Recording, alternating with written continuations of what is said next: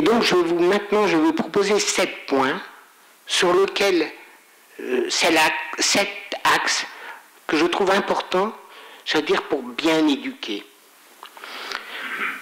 Je viens juste d'ébaucher le premier axe que j'ai envie d'évoquer avec vous ce soir, quand je vous ai dit que les enfants ont besoin de parents qui peuvent survivre à leur propre imperfection et n'ont pas besoin de trop s'illusionner sur eux-mêmes. Ce premier axe nous renvoie à l'humilité. En psychiatrie, nous ne disons pas qu'il y a de bons parents. Nous disons qu'il y a des parents suffisamment bons. C'est important de savoir que les parents ne sont pas appelés à être des parents parfaits pour leurs enfants et pour les autres. D'abord, c'est impossible. Et essayer d'être des parents parfaits doit être certainement épuisant, mais aussi déprimant devant notre incapacité à ne pas y arriver. Mais ensuite, c'est aussi pour les parents refuser de reconnaître les compétences de leur enfant. Parce que les enfants, ils sont suffisamment armés pour s'adapter à des parents qui ne peuvent pas tout leur donner.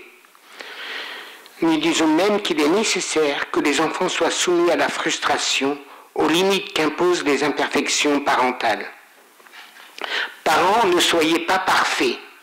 Vos enfants auront de bonnes raisons de vous en vouloir.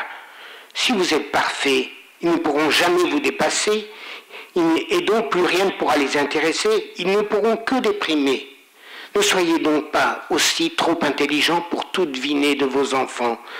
Ne montrez pas que vous les comprenez complètement. D'abord, c'est pas vrai. Et même si c'était vrai, vos enfants ont besoin d'avoir un jardin secret qu'ils pourront vous entrouvrir s'ils en ont envie ou besoin, et cela dans une relation de confiance. Le deuxième axe que je vous propose, c'est l'amour. L'enfant a besoin que ses parents lui disent qu'ils l'aiment bien, beaucoup, à la folie. Il aime revoir les photos de lui ou d'elle quand elle était petit bébé. Il entend l'émotion de ses parents lorsqu'ils évoquent sa naissance et la joie qu'ils ont éprouvée. L'enfant aime entendre ses parents parler de leur amour, de la manière dont ils se sont rencontrés. Les 1001 petits secrets partagés renforcent ainsi les liens affectifs de la famille et l'enfant perçoit qu'il vient d'un père et d'une mère qui s'aiment.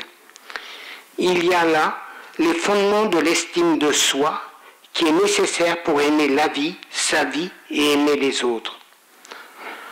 En percevant l'amour de la mère pour le père, l'enfant fait l'expérience qu'il n'est pas le seul à être aimé par sa mère.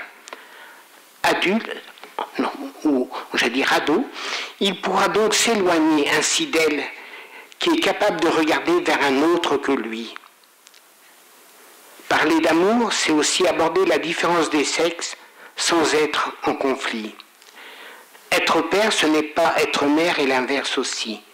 Mais si le père a un côté même si le père a un côté maternel très développé, il n'en reste pas moins père et il ne peut être les deux. Il ne peut combler son enfant comme un père et une mère. La différence des sexes, c'est aussi éduquer les garçons et les filles de manière différente. De toute manière, les parents font des différences entre chaque enfant. Et les enfants n'aiment pas du tout quand les parents confondent les prénoms. Pierre n'est pas Jean, qui n'est pas Sophie. Oui, les parents font des différences. Et les enfants ont bien raison de les pointer. Même si parfois les enfants confondent la notion de différence avec la notion de plus et de moins. Quand un enfant dit à sa mère « tu m'aimes moins que Pierre », je pense que l'enfant veut dire « je vois qu'il y a des différences ». Et la maman, je pense, doit dire « oui, c'est vrai, je fais des différences parce que tu n'es pas Pierre, mais je vous aime chacun pour vous-même autant ». Aimer, c'est aussi aimer le monde dans lequel nous vivons. Aimer, c'est aussi aimer les personnes qui nous entourent. Aimer la vie telle qu'elle est chaque jour, avec ses joies, mais aussi avec ses peines, parfois écrasantes.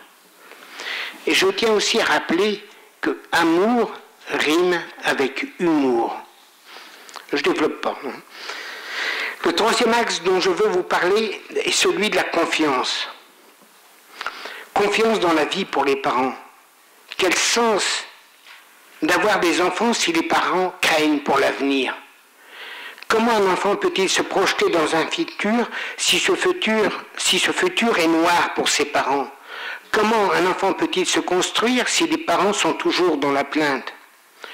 Comment un enfant peut-il avoir envie de changer le monde pour en faire un monde meilleur si les parents se vivent soumis en permanence à tout ce qui leur arrive? L'enfant a aussi besoin d'être projeté dans l'avenir par ses parents, ce qui lui servira de fil rouge, de ligne de repère pour envisager sa propre avenir. J'espère qu'il ne fera pas ce que les parents rêvent, mais il aura un fil rouge qui servira un peu comme guide pour se construire.